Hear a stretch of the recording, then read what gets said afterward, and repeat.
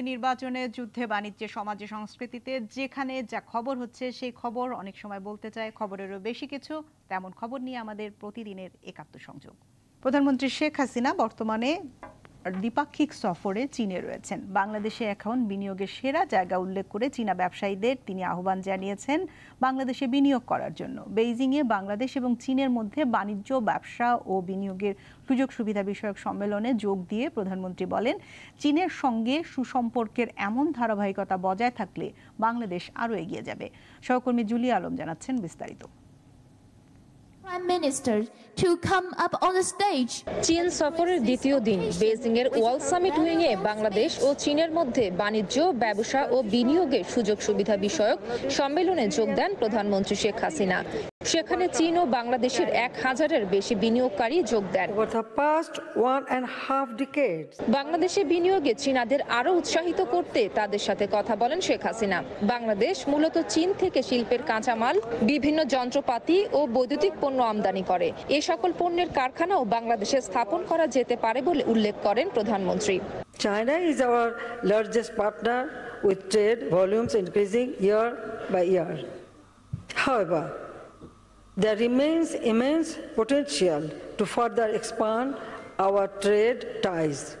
We are committed to addressing trade imbalances and creating a more equitable trade relationship. Bangladesh ও চীনের ব্যবসায়ীদের অংশীদারিত্বের ভিত্তিতে কাজ করতে হবে। সেই সাথে নিজেদের অংশীদার খুঁজে নিতে বাংলাদেশি ব্যবসায়ীদের আহ্বান জানান প্রধানমন্ত্রী। I encourage the Chinese business community to consider key sectors in Bangladesh.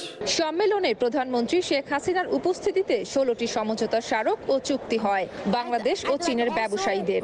MOU signing between Billington Communications. আধুনিক বিশ্বের সাথে তাল মিলিয়ে চলতে বাংলাদেশের তরুণ প্রজন্মকে নানা প্রশিক্ষণ দিয়ে গড়ে তোলা হচ্ছে বলে উল্লেখ করেন সরকার প্রধান। চীন বাংলাদেশের অন্যতম উন্নয়ন সহযোগী, বাণিজ্যেও বড় অংশীদার। তবে চীনের সাথে বাংলাদেশের বাণিজ্য ঘাটতিও সবচেয়ে বেশি। এই বাণিজ্য ঘাটতি কমাতে এবার চীনের বিনিয়োগ বাড়াতে বললেন প্রধানমন্ত্রী। তার জন্য উপযুক্ত পরিবেশ দেওয়ারও আশ্বাস দিলেন সরকার প্রধান। এবার দেখার পালা চীনা বিনিয়োগকারীরা কতটা সাড়া দেন। Julie Alam, 71, Beijing, China. এই বিষয় নিয়ে কথা বলবো। আমাদের সাথে অতিথিরা যুক্ত রয়েছেন ডক্টর খন্দকার গোলাম মোয়াজ্জেম, গবেষণা পরিচালক সিপিডিউ, শেখ ফজলে ফাহিম, সাবেক সভাপতি এফবিসিসিআই, এবং জিয়াউর রহমান, সম্পাদক অর্থসূচক। তিনজনই রয়েছেন আমাদের সাথে এবং তিনজনকে স্বাগত জানাই একাত্ম সংযোগে। আমরা শুরু করতে চাই শেখ ফজলে ফাহিম, আপনাকে দিয়ে। বিশাল বাণিজ্য ঘাটতি চীনের সাথে আমাদের সম্পর্ক যতটাই সুদৃঢ় হোক না কেন, আমরা যদি এই সফরকে অংশীদারিত্বের সফর হিসেবে দেখি, সেখানে দেখতে পাচ্ছি যে বাংলাদেশ 67 কোটি 70 লাখ ডলারের পণ্য রফতানি করে, বিপরীতে চীন 2290 কোটি ডলারের পণ্য রফতানি করে। বিশাল ঘাটতি। এবারের এই সফর, আমি এমওইউর কথা পরবর্তীতে আসবো, কিন্তু এবারের এই সফর আসলে এই ঘাটতি মেটাতে কতটুকু সহায়ক হবে আপনার কি মনে হয়? আপনাকে ধন্যবাদ। আমাদের বাংলাদেশে public sector government to Chinese government যে নেগোসিয়েশনটা হচ্ছিল লাস্ট শি জিনপিং প্রেসিডেন্ট আসার পরে, তখন থেকে এখনের ভিজিটটার প্রেক্ষাপট, অথবা মাননীয় প্রধানমন্ত্রী 19-এ যখন যান, তখন থেকেও প্রেক্ষাপটটা ভিন্ন এই কারণে যে এবার আমরা দেখছি যে আপনার স্ট্র্যাটেজিক কোঅপারেশনের দিকে বেশি আগানো হচ্ছে। যেরকম ভ্যালু চেইন ইন্টিগ্রেশন করে আমাদের অর্থনীতিটাকে কিভাবে ডাইভার্সিফাই করা যায়। যেরকম ইন্টারেস্টিং কয়েকটি এমওইউর ভিতর আপনি যদিও বললেন যে পরে ওটা নিয়ে আলাপ করবেন, ওখানে আমরা দেখলাম যে আপনার গ্লোবাল যে ডিমান্ড আছে লিথিয়াম আয়ন ব্যাটারি, এটা একটা হাইলি প্রোপ্রাইটারি প্রোডাক্ট। বাংলাদেশের জন্য এখন হাই ভ্যালু প্রোডাকশন এবং এক্সপোর্ট প্রোডাক্ট ডাইভার্সিফিকেশন খুবই জরুরি। সেই জন্য China is a natural ally in that sort. কারণ ভ্যালু চেইনের ইন্টিগ্রেশনের দিক থেকে আপনি গত 3 দশক যদি লক্ষ্য করেন, চাইনিজ ভ্যালু চেইন ইন্টিগ্রেশন এবং Chinese end product global bilateral and multilateral ট্রেডের যে ডমিনেন্স, এটা কোনো দেশই আপনার এটাকে নেগলেক্ট করতে পারবে না। তো বাংলাদেশের জন্য ফিনিশ গুড আনার থেকে বেশি বেটার হয় যে জয়েন্ট ভেঞ্চারের মাধ্যমে knowledge transfer, know how transfer, এবং এই যে প্রতিষ্ঠানগুলোর সাথে আপনার জয়েন্ট ভেঞ্চারের প্রস্তাবনা এমওইউতে এসছে, সেখানে তাদেরও বাজার আছে বাংলাদেশের বাইরে অনেক দেশে। তো সেই ক্ষেত্রে এই জায়গাটাতে আমি মনে করছি যে এটা স্ট্র্যাটেজিক একটা ডিসিশন। এবং আপনি ইতিমধ্যে জানেন যে বাংলাদেশেও একটা ট্রেড বডি আছে, চাইনিজ বিজনেসেস যারা বাংলাদেশে অপারেট করছে, তাদের 350-এর উপর প্রতিষ্ঠান বাংলাদেশে এখন অপারেট করছে। তো সেখান থেকেও আমরা মনে করি যে ভ্যালু চেইন যদি আমরা র মেটেরিয়াল ইনপুট আনতে পারি চায়নার থেকে এবং ভ্যালু অ্যাড করে হাই ভ্যালু প্রোডাক্ট তৈরি করতে পারি, বাংলাদেশ এবং বাংলাদেশের বাইরের বাজারের জন্য আমাদের জন্য এটা ইম্পর্টেন্ট জিনিস হবে। এই কারণেই হয়তো প্রধানমন্ত্রী বলেছেন যে বাংলাদেশে যেই পণ্যগুলো আমদানি করা হয়ে থাকে সেগুলোর যদি কারখানা তৈরি করা সম্ভব হয় এবং কাঁচামাল আমদানি করে আমরা এখানে সেজন্য বিনিয়োগের দরকার রয়েছে। আমাদের সাথে খন্দকার গোলাম মোয়াজ্জেম রয়েছেন। গোলাম মোয়াজ্জেম, আমরা এর আগেও এ ধরনের কথা শুনেছি এবং চীনের বাজারে আমরা 99% পণ্যের শুল্কমুক্ত সুবিধাও পাই, কিন্তু তারপরও যে অশুল্ক বাধা দূর করতে না পারার কারণে আমরা রফতানি সুবিধাটা ঠিক সেভাবে ব্যবহার করতে পারছি না। আর বাংলাদেশ একটা বড় বাজার, উনি যেটি বলছিলেন যে বাংলাদেশ সহ বিশ্বের কেউই আসলে চীনা বাজারকে উপেক্ষা করতে পারে না। এবারের যে স্ট্র্যাটেজি, যে কৌশলগত দিক আমরা দেখতে পাচ্ছি, যে আহ্বান, সেটি আসলে বাণিজ্য বৈষম্য দূর করার ক্ষেত্রে কতটুকু কাজে আসবে? দেখুন, বাংলাদেশকে বাণিজ্য বৈষম্য দূর করার ক্ষেত্রে আরও বেশি সরাসরি মার্কেন্টাইলিস্ট অ্যাপ্রোচে হয়তো যেতে হবে, কারণ গ্লোবালি এখন অনেক বেশি কান্ট্রিগুলো নিজেদের স্বার্থ রক্ষার্থে নিজের কৌশলকে নিয়ে আসছে এবং বাংলাদেশের আগামী দিনের কৌশল শুধুমাত্র বাণিজ্য বৃদ্ধি হওয়া উচিত না, বরঞ্চ কৌশলগতভাবে বাংলাদেশের সরাসরি বলা দরকার বাণিজ্য ঘাটতি কমানো। এবং বাংলাদেশের অন্তত 13 থেকে 14টি দেশ রয়েছে যাদের সাথে বাংলাদেশের বাণিজ্য ঘাটতি রয়েছে এবং সুস্পষ্টভাবে এই দেশগুলোকে বলা উচিত যে বাংলাদেশের সাথে তাদের বাণিজ্য ঘাটতি কমাতে হবে। এবং সেটা শুধু চীনের সাথে না, সেটা আমাদের পার্শ্ববর্তী দেশ ভারতের সঙ্গেও সেই একই ধরনের আমাদের বাণিজ্য বৈষম্যের বিষয়টি রয়েছে। এক্ষেত্রে আপনি যে কৌশলটির কথা বলছেন যে হ্যাঁ, আমাদের অভ্যন্তরীণ বাজারে বিনিয়োগ নিয়ে আসা, সেটি তো অবশ্যই এটি মধ্যমেয়াদে বা দীর্ঘমেয়াদে এগুলো ফল দেবে, কিন্তু সার্বজনীন যে জায়গাটির কারণে আপনি দেখবেন যে আমাদের চীনে আমাদের রপ্তানি খুব বড়ভাবে বাড়ছে না। কোনো বছরে 800 মিলিয়ন, কোনো বছর $800 মিলিয়ন, কোনো বছর $1 বিলিয়ন, এরকম ধরনের আমাদের রপ্তানি হচ্ছে।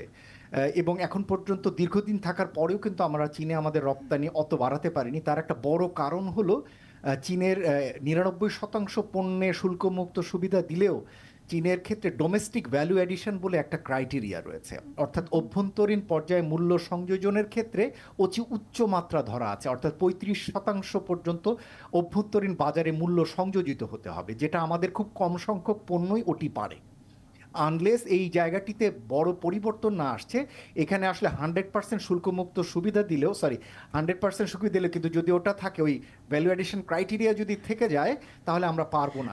মানে যে পণ্যটা আমরা শুল্কমুক্তভাবে 35 টাকা দিয়ে ওই দেশে যাচ্ছে, তার সাথে আরো 35 টাকা এমনিতেই যোগ করে লোকাল মার্কেটে বিক্রি করতে হবে না, সেটি না। জিনিসটা হচ্ছে যে পণ্যটি আপনি শুল্ক পাবেন, বলা হয়েছে পণ্যটির 100 টাকার পণ্যে অন্তত অভ্যন্তরীণ বাজারে 35 টাকার মূল্য সংযোজিত হতে হবে এখানে অভ্যন্তরীণভাবে। অর্থাৎ বাংলাদেশে আপনি বাংলাদেশি কাঁচামাল ব্যবহার করেন, শ্রমিক ব্যবহার করেন, ট্রান্সপোর্ট ব্যবহার করেন, এইগুলো সমস্ত খরচগুলো টোটাল পণ্যের মূল্যের 35 টাকা হতে হবে যদি পণ্যটির সামগ্রিক মূল্য 100 টাকা হয়।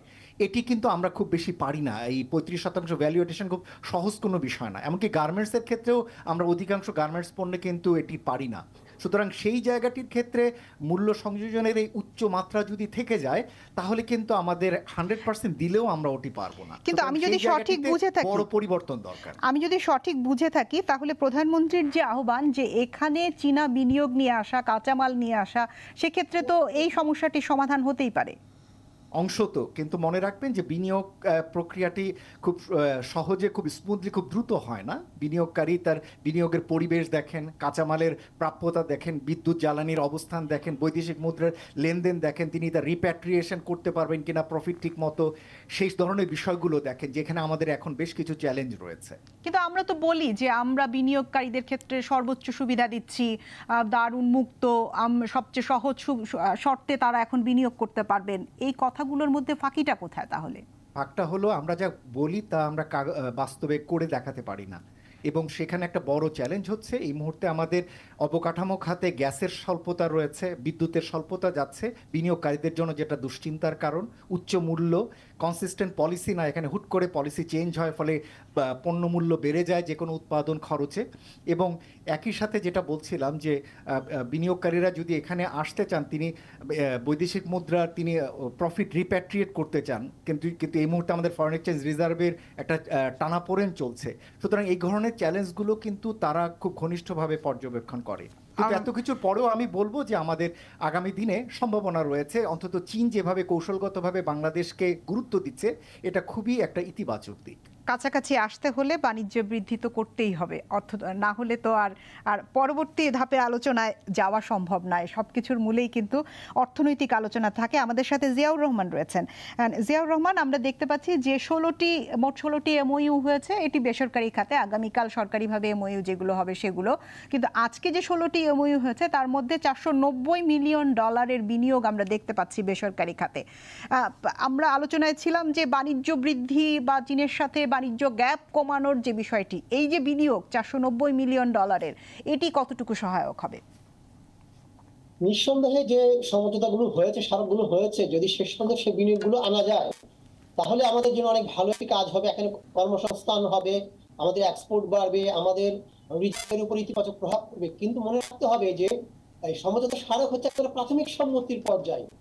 সেইগুলোকে বাস্তবে রূপ দিতে গেলে অনেক ধরনের কাজ করতে হয়। আমরা অতীতেও দেখেছি বিভিন্ন ধরনের কমিটমেন্ট, বিভিন্ন শিল্প গোষ্ঠীর আগ্রহের বিষয়গুলো, কিন্তু সেগুলোকে কিন্তু আমরা বাস্তবে রূপ দিতে পারিনি। আপনি জানেন যে চীনে যে আমরা ফাংশন ইন্ডাস্ট্রি বলি, চীনে যেহেতু আপনার শ্রমের মূল্য মজুরি অনেক বেড়ে গেছে, অনেক ইন্ডাস্ট্রি কিন্তু কৌশলগত কারণে অনেক ইন্ডাস্ট্রি কিন্তু চীন থেকে সরিয়ে অন্যান্য দেশে নিয়ে যাওয়া হয়েছে যাতে তাদের এক্সপোর্ট করতে সুবিধা হয়।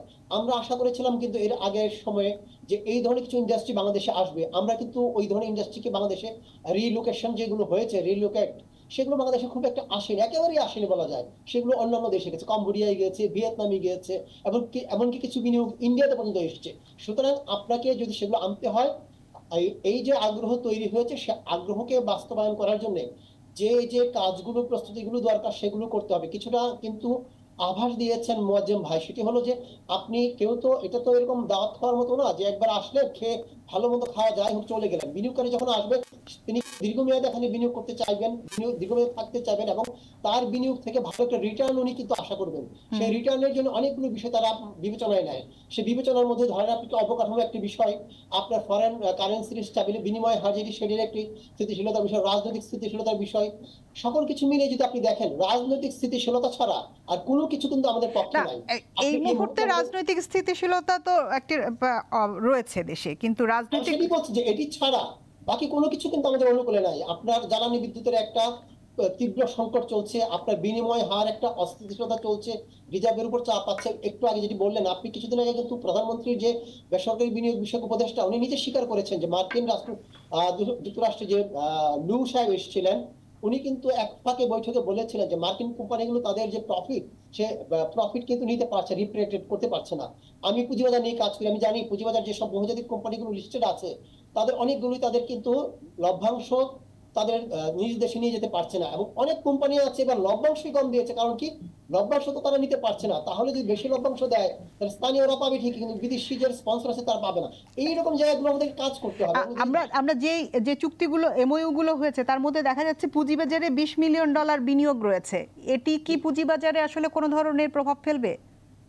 নিশ্চয়ই যদি আসে প্রভাব ফেলবে, কিন্তু খুব দুঃখের সাথে বলতে হয়, আপনি জানেন যে আরো 5 বছর আগে বাংলাদেশের সবচেয়ে বড় যে স্টক এক্সচেঞ্জ, ঢাকা স্টক এক্সচেঞ্জের কৌশলগত শেয়ারের 25% কিন্তু কিনেছিল চীনের দুইটি বড় stock exchange, Shanghai stock exchange এবং সেনজেন স্টক এক্সচেঞ্জ, যেটি হচ্ছে বিশ্বের শীর্ষ 10টি স্টক এক্সচেঞ্জের দুটি কিন্তু তারা। আমরা আশা করেছিলাম তার মধ্য দিয়ে আমাদের স্টক মার্কেটের একটা গুণগত পরিবর্তন আসবে, আমাদের ক্যাপাসিটি অনেক বাড়বে, আমাদের প্রযুক্তিগত সক্ষমতা স্টক এক্সচেঞ্জের বাড়বে, এবং চীনের যেহেতু প্রচুর উদ্বৃত্ত তারল্য আছে, আমাদের একটা বিনিয়োগ হবে। কিন্তু আমরা দেখেছি যে এর মধ্যে কোনো ধরনের গুণগত পরিবর্তন আমাদের পুঁজিবাজারে আসেনি, স্টক এক্সচেঞ্জে আসেনি। বরং গত 2 বছরে দেখেছি স্টক এক্সচেঞ্জে কদিন পর পর আইটি সংক্রান্ত নানান জটিলতা তৈরি হয়েছে, লেনদেন বন্ধ হয়েছে, এরকম একটি অবস্থা। সুতরাং সম্ভাবনাকে আমরা আসলে বাস্তবে রূপ দিতে পারিনি। বাস্তবে রূপ নিতে পারে না, তার কারণ কি সেটি আমরা জানবো। তবে চীনের প্রধানমন্ত্রীর সফর এবং চীন থেকে আমদানির তুলনায় আমরা কিন্তু বাংলাদেশি পণ্য রফতানি অনেক কম হওয়ায় বাণিজ্য ঘাটতি এখন বিশাল। শুল্কমুক্ত সুবিধায় পোশাক রফতানি বাড়িয়ে ঘাটতি কমানোর আশা করা হলেও বিজেএমইএ বলছে সেটি বেশ কঠিন। তবে চীনা বিনিয়োগ এবং কারিগরি সহায়তা শিল্প স্থাপন করে উৎপাদিত পণ্য রফতানি করলে লাভবান হবে বাংলাদেশ। জাহিদুল ইসলামের প্রতিবেদন। বিশ্ব অর্থনীতির দ্বিতীয় বৃহৎ দেশ চীন নিয়ন্ত্রণ করে মোট বাণিজ্যের প্রায় 12%। শিল্পের কাঁচামাল থেকে শুরু করে এমন কোনো পণ্য নেই যা রপ্তানি করে না চীন। জনসংখ্যায় বিশ্বের দ্বিতীয় চীন দেশটি সারা বিশ্ব থেকে বছরে প্রায় $2570 বিলিয়ন প্রাথমিক ও প্রস্তুতকৃত পণ্য আমদানি করে, কিন্তু সেখানে বাংলাদেশের অংশীদারিত্ব $0.8 বিলিয়ন কম। সর্বশেষ অর্থবছরে বাংলাদেশ শুল্কমুক্ত সুবিধায় $290 মিলিয়ন পোশাক চীনে রপ্তানি করেছে। বিজিএমইএ বলছে চীনা কাঁচামালে পোশাক তৈরি করে সেই দেশে রপ্তানি করা কষ্টসাধ্য। চীনের নিজেদের তুলা, ফাইবার, সুতা, ফেব্রিক এবং মেশিনারিজ সব কিছুই তাদের নিজেদের। আমাদের এই সব কাঁচামাল আমদানি করে আনতে হয়, সেই কারণে আমাদের খরচ অনেক বেড়ে যায়। বিজিএমইএর আরেক নেতা বলছেন চলমান ভূরাজনৈতিক এবং বাণিজ্য যুদ্ধে চীনের বিকল্প খুঁজছে বিভিন্ন দেশ। তাই কৃত্রিম তন্তু উৎপাদন সহ কিছু ক্ষেত্রে চীনা বিনিয়োগ এনে তৈরি পণ্য সারা বিশ্বে রপ্তানি করতে পারে বাংলাদেশ। পুরো এরিয়াটাই খালি, পলিয়েস্টার, ফ্যাব্রিক, ফিলামেন্ট বা আপনার ডাইং প্রসেস বা প্রসেস ইন্ডাস্ট্রিগুলা কিছুই এখানে নাই। এখানে চায়নার সাথে যদি হ্যান্ড হোল্ডিংটা হয় সেক্ষেত্রে চায়নাও অ্যাট লার্জ বিজনেসটা হারাবে না। সরাসরি রপ্তানির চেয়ে বাংলাদেশের উচিত চীনা বিনিয়োগ এবং কারিগরি সহায়তায় পণ্য উৎপাদন করে বিশ্ব বাণিজ্য অংশীদারিত্ব বাড়ানো, বলছে বাংলাদেশ বায়ার্স কাউন্সিল। চায়নার সাথে এমন একটা চুক্তিবদ্ধতায় আসা উচিত যেখানে আমরা আমাদের স্কিল ডেভেলপমেন্ট করতে পারি এবং আমাদের স্কিল তাদের সঙ্গে তাদের থেকে বাণিজ্য ভালো করার জন্য, অন্যান্য দেশে বাণিজ্য করার জন্য আমরা যাতে তাদের থেকে মালামাল এনে এবং সেটাকে এখানে প্রক্রিয়াজাত করে অন্য দেশে এক্সপোর্ট করতে পারি। পোশাক রপ্তানিতে 32% অংশীদারিত্ব নিয়ে চীন বিশ্ববাজারে প্রথম, অন্যদিকে দ্বিতীয় বাংলাদেশ। জাহিদুল ইসলাম, একাত্তর। দর্শক, আমাদের সাথে এই আলোচনায় নতুন করে যুক্ত হবেন মোহাম্মদ নাসির, সাবেক পরিচালক বিজেএমইএ, আর তার সাথে ডক্টর খন্দকার গোলাম মোয়াজ্জেম, শেখ ফজলে ফাহিম এবং জিয়াউর রহমান তো রয়েছেনই।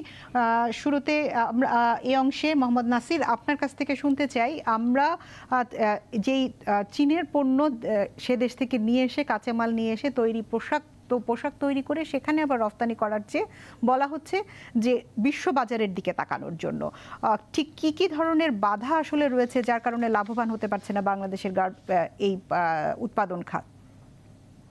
ধন্যবাদ আপনাকে। এই মুহূর্তে আমাদের সবচেয়ে বড় চ্যালেঞ্জ হচ্ছে প্রোডাক্ট এবং মার্কেট ডাইভার্সিফাই করা। সেখানে 150 কোটি মানুষের দেশ হলো চায়না। এই চায়নাতে যদি আমরা রপ্তানি করতে পারি এবং সেই রপ্তানি করার কিন্তু একটা সুযোগ আমাদের রয়েছে।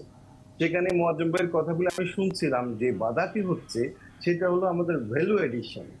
সেখানে 35% ভ্যালু এডিশন করে রপ্তানি করার যে রুলস রয়েছে, রুলস অফ অরিজিনের যে এই বাধ্যবাধকতার মধ্যে আমরা কিন্তু আটকিয়ে যাচ্ছি এই জায়গায়। আরেকটা হলো নন টেরিফ কিছু ব্যারিয়ার তাদের ওইখানে রয়েছে, এই ব্যারিয়ারগুলোর কারণে আমরা কিন্তু রপ্তানি করতে পারছি না। আমাদের টোটাল একটা বাণিজ্য বৈষম্য রয়েছে চায়নার সাথে। আমরা চায়না থেকে ইম্পোর্ট করি অলমোস্ট 15 থেকে 16 বিলিয়ন ডলার, আর আমাদের রপ্তানি $1 বিলিয়ন নিচে। সেই জায়গাটায় যেন আমাদের একটা গ্রহণযোগ্য আমাদের বাণিজ্য যেন আমরা করতে পারি, সেখানে একমাত্র সুযোগ যেটা রয়েছে সেটা হলো পোশাক শিল্প।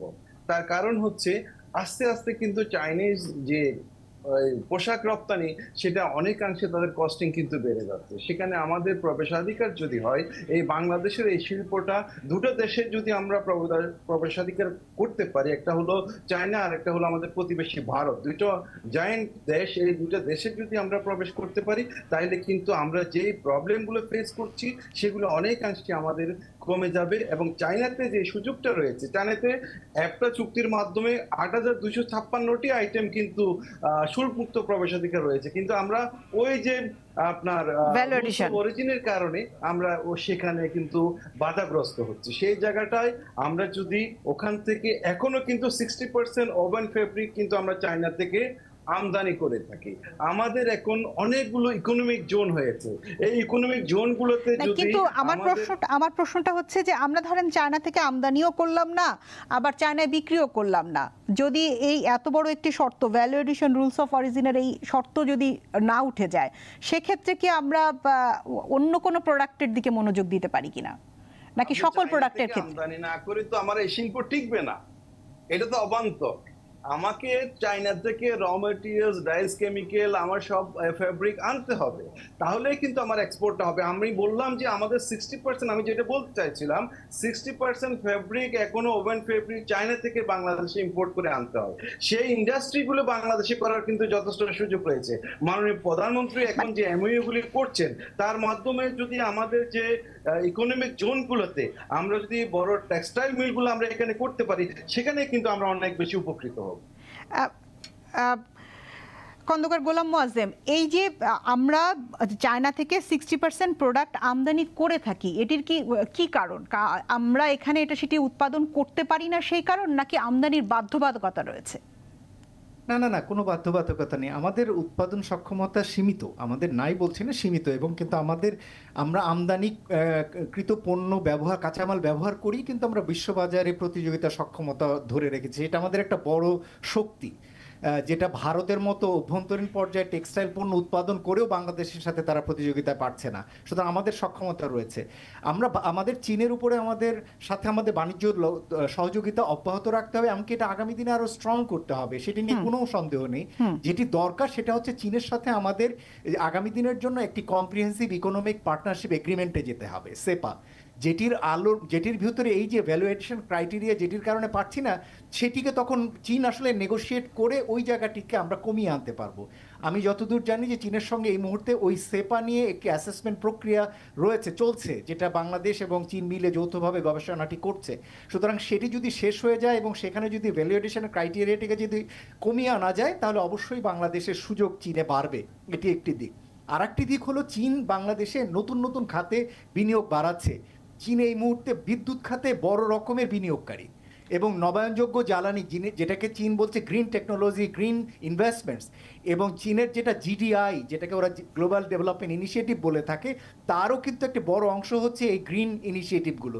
সেখানেও কিন্তু সেই আলোকে চীন বাংলাদেশে নবায়নযোগ্য জ্বালানির থেকে বড় বিনিয়োগ করছে।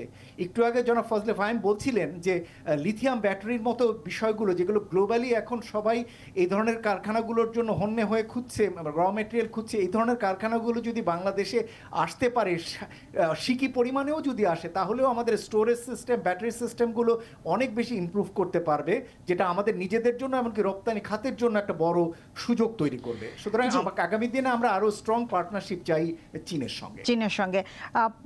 শেখ ফজলে ফাহিম, আমরা দেখতে পাচ্ছি যে বাংলাদেশে চীনের প্রায় 300 বিনিয়োগকারী প্রতিষ্ঠান রয়েছে, এবং আমরা ধারণা করি যে এইবারের এই সফরের মধ্য দিয়ে সেই প্রতিষ্ঠানের সংখ্যা আরো হয়তো বাড়বে।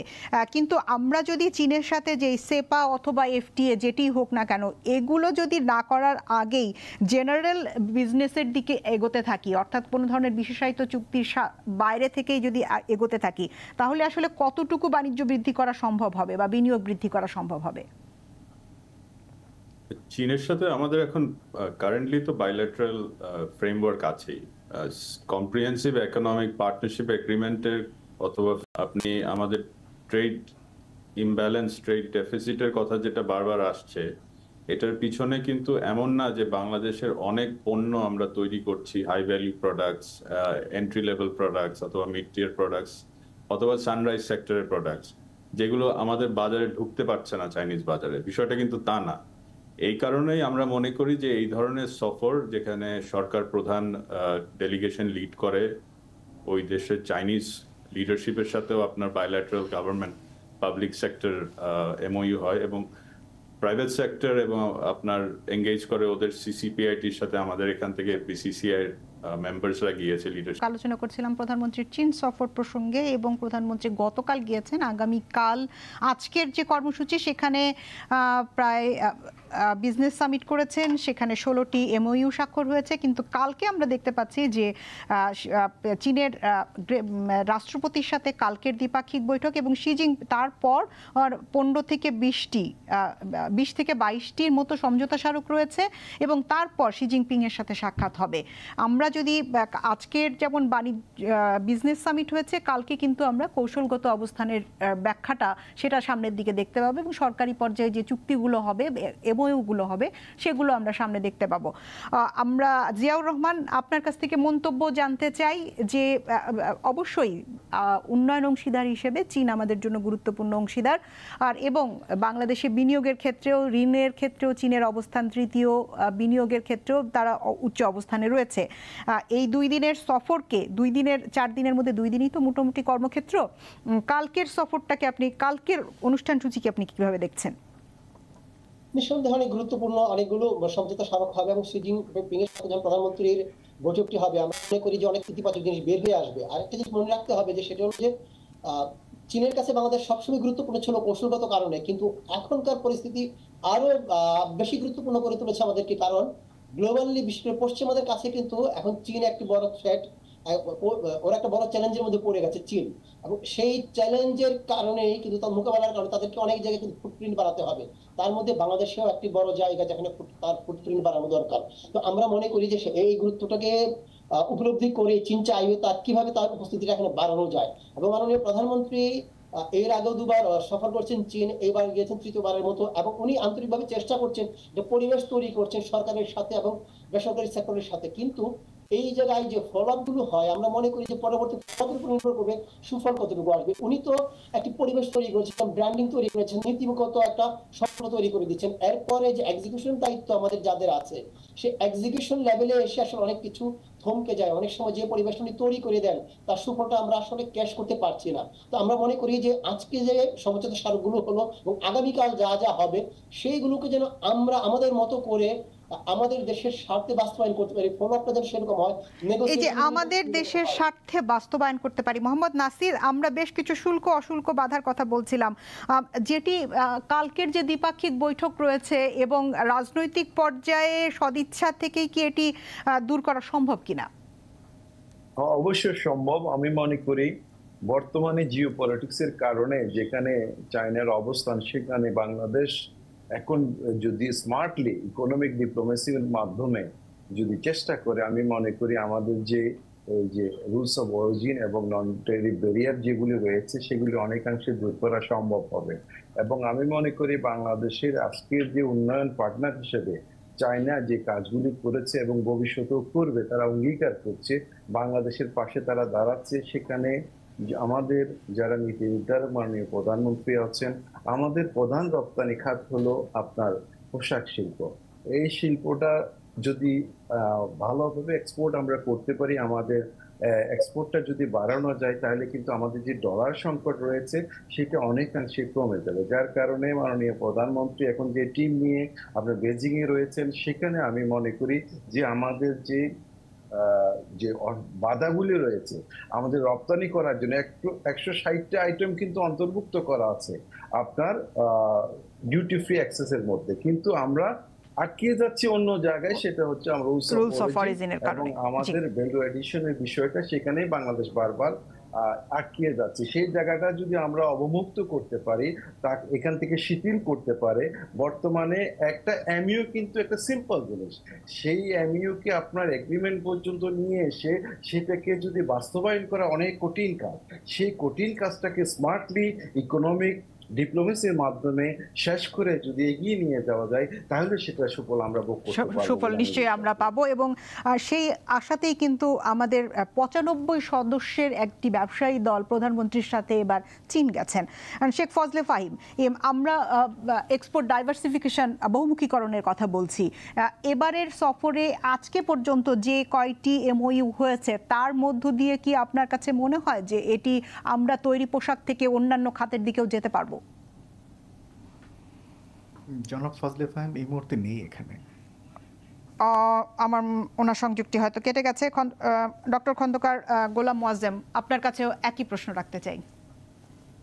আমি আসলে ঠিক আজকে জানি না যে কোন কোন কোম্পানিগুলোর সঙ্গে আজকে এমওইউ সাইন হয়েছে, তবে অবশ্যই কোম্পানি পর্যায়ে এ ধরনের স্বাক্ষরগুলো একটা ইতিবাচক ঘটনা। তবে বাংলাদেশ সম্ভবত আগামীকালকের জন্য গুরুত্বপূর্ণ একটি দিন হবে আমাদের দিক থেকে। এই মুহূর্তে আমাদের যেহেতু বৈদেশিক লেনদেন পর্যায়ে বড় রকমের একটা ঘাটতি চলছে এবং সেই জায়গাটাতে বাজেটারি সাপোর্টের একটা লক্ষ্য রয়েছে মাননীয় প্রধানমন্ত্রী এই এমওইউ থেকে। কিন্তু লক্ষ্য রাখা দরকার যে আমরা কোন ধরনের শর্তে এই বাজেটারি সাপোর্টগুলো চীন থেকে নেব সেটা যেন মাথায় থাকে, যেন এমন না হয়ে তারা আবার ঋণ করে ঋণ পরিশোধের মতো বিষয়টি যেন আমাদের আগামী দিনের জন্য খুব বড়ভাবে আমাদের মধ্যে না পড়ে, সেটা একটা লক্ষ্য রাখার বিষয় রয়েছে। কিন্তু এছাড়া অন্যান্য যে সমস্ত ক্ষেত্রে চুক্তিগুলো হবার কথা রয়েছে, জ্বালানি খাতের কথা রয়েছে, বাণিজ্যের ক্ষেত্রে রয়েছে, যেগুলো আমরা জানতে পেরেছি। সুতরাং সেই জিনিসগুলো অবশ্যই আমার মনে হয় যে ইতিবাচক বিষয় হবে। বিশেষ করে চীন যেহেতু নবায়নযোগ্য জ্বালানিকে বেশ গুরুত্ব দিচ্ছে আগামী, এবং তারা নতুন নতুন বিনিয়োগ ক্ষেত্র খুঁজছে এই ক্ষেত্রে বিনিয়োগের জন্য, এবং বাংলাদেশে তারা সৌর বিদ্যুৎ এবং বায়ু বিদ্যুতের ব্যাপারগুলোকে বেশ গুরুত্ব দিচ্ছে। সুতরাং এই জায়গাগুলো নতুন হবে। আর একটা যেটি হচ্ছে, চীন থেকে প্রচুর পরিমাণে এবং হংকং থেকেও প্রচুর পরিমাণে আমাদের টেক্সটাইল এবং গার্মেন্টস খাতে বিনিয়োগ আসছে। এটা একটা ভালো দিক এই কারণে যে আমরা যদি এই ডাইভার্সিফাইড গার্মেন্ট প্রোডাক্ট যদি করতে চাই এবং আমরা যে এক্সপোর্ট ডাইভার্সিফিকেশনের জন্য যে যেতে চাই, সেই দৃষ্টিভঙ্গি থেকে চীন থেকে এই ধরনের বিনিয়োগগুলো যত আসবে, না হাই ভ্যালু প্রোডাক্টের জন্য নন কটন টেক্সটাইল রিলেটেড প্রোডাক্টগুলো যত আসবে, তত আমাদের এক্সপোর্ট ডাইভার্সিফিকেশন এবং এক্সপোর্ট বাস্কেটের জন্য এটা ইতিবাচক একটা ঘটনা হবে। জি, আপনাদেরকে ধন্যবাদ জানাতে চাই। শেখ ফজলে ফাহিমের মনে হয় আমরা সংযোগটা স্থাপন করতে পারলাম না, তবে দর্শক আপনাদেরকে ধন্যবাদ জানাই এবং যারা আমাদের সাথে ছিলেন তাদেরকেও ধন্যবাদ জানাই। প্রধানমন্ত্রী শেখ হাসিনার এটি প্রধানমন্ত্রী হিসেবে চীনে ৫ম সফর, এবং আজকে যেই এমওইউগুলো হয়েছে ৪৪০ মিলিয়নের, তার সেখানে ওয়াইএ এবং নগদের মধ্যে পুঁজিবাজারে ২০ মিলিয়ন, মংলা বন্দরে ৪০০ মিলিয়ন, সিএনজি খাতে ২০ মিলিয়ন এবং ওয়াইএ নগদের মধ্যে ৫০ মিলিয়ন ডলারের চুক্তি হয়েছে। অন্যান্যগুলো সহযোগিতা চুক্তি হয়েছে, তবে বিনিয়োগের ক্ষেত্রে এই চুক্তিটি এসেছে। বিনিয়োগ বাড়ুক এবং বিনিয়োগ বাড়ার ক্ষেত্রে যে সকল শুল্ক অশুল্ক বাধা এবং বিশেষ করে রুলস অফ অরিজিনের যে বাধাটি, সেই বাধাটি আমার মনে হয় যে আমাদের আজকে যারা আলোচক ছিলেন তাদের মধ্য থেকে যেটি স্পষ্ট হয়ে উঠেছে যে রাজনৈতিক সদিচ্ছায় পারে এই বাধা একমাত্র দূর করতে, এবং সেটি হয়তোবা আমরা এই ৩ দিনের রাষ্ট্রীয় যে সফর, দ্বিপাক্ষিক সফর, তার মাধ্যমে দেখতে পাবো। ধন্যবাদ জানাতে চাই খন্দকার গোলাম মোয়াজ্জেম, জিয়াউর রহমান, শেখ ফজলে ফাহিম এবং একই সঙ্গে মোহাম্মদ নাসির আপনাদেরকে।